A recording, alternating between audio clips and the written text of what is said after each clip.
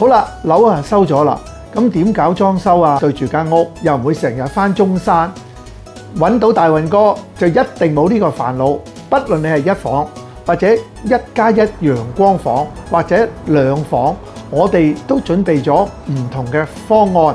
當然有啲平啲，有啲貴少少，就睇你需要啦。你話我純粹出租嘅，咪唔好做到咁靚咯。自己住喎，梗係做得好啲啦。